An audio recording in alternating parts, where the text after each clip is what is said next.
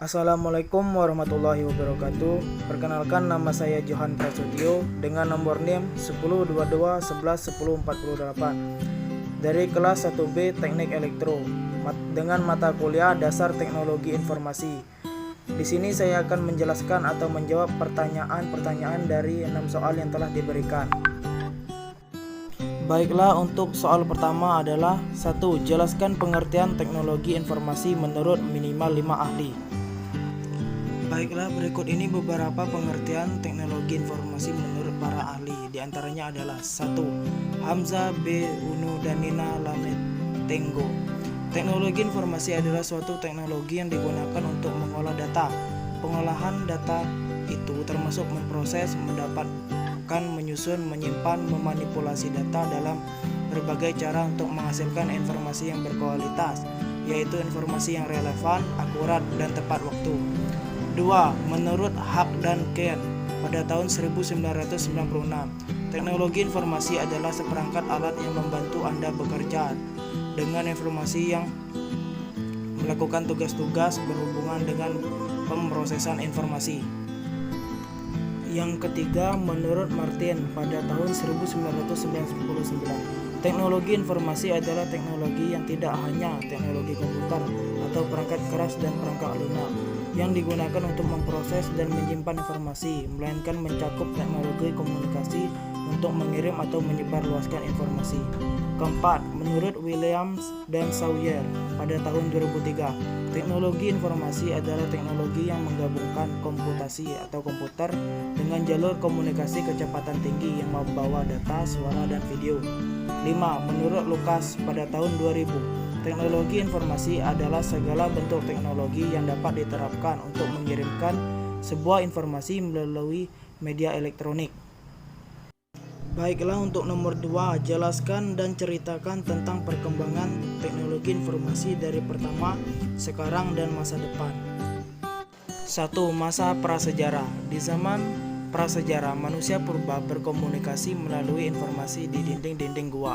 Mereka menceritakan pengalaman berburu dan binatang buruannya. Mereka melukis untuk mewakili berbagai hal yang hendak dikatakan.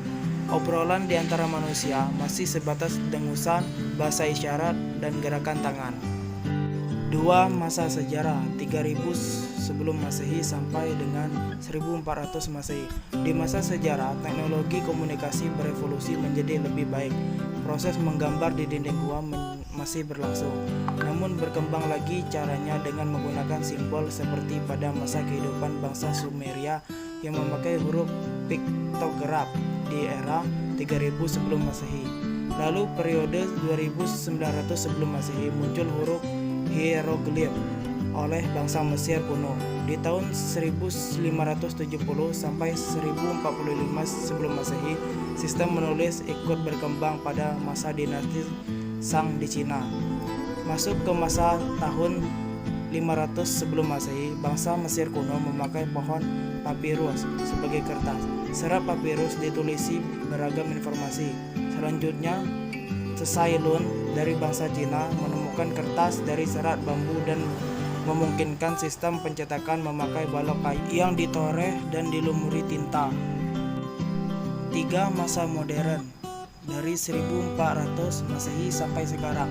Pada masa modern, teknologi komunikasi telah memungkinkan informasi bisa menyebar sangat luas.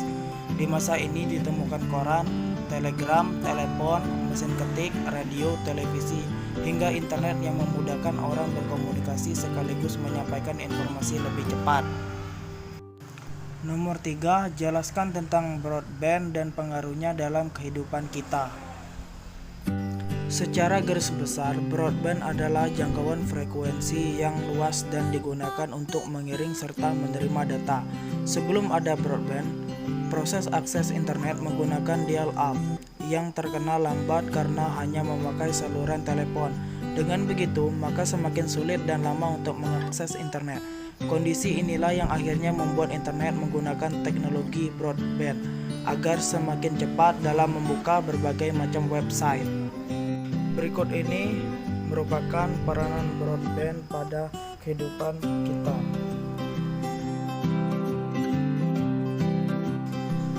Nomor 4, jelaskan tentang IoT dan apa yang dimaksud mesin to mesin. Berikut ini adalah pembahasan tentang IoT.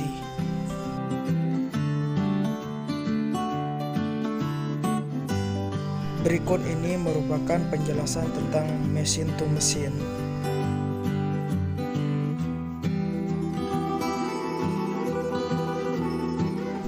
Nomor 5, jelaskan apa yang dimaksud dengan revolusi industri 4.0.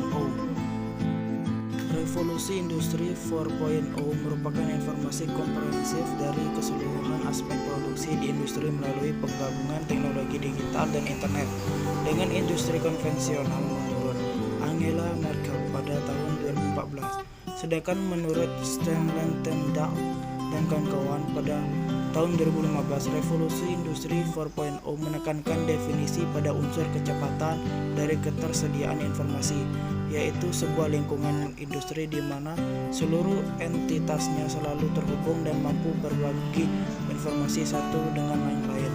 Pengertian yang lebih teknis disampaikan oleh Kagerman dan kawan-kawan pada tahun 2013 bahwa industri 4.0 adalah integrasi dari cyber physical system dan Internet of Things and Service ke dalam proses industri meliputi manufaktur dan logistik serta proses lainnya.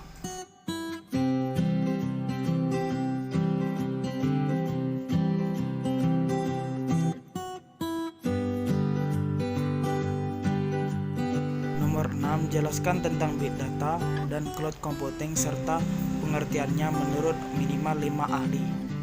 Berikut ini merupakan penjelasan tentang big data menurut beberapa para ahli.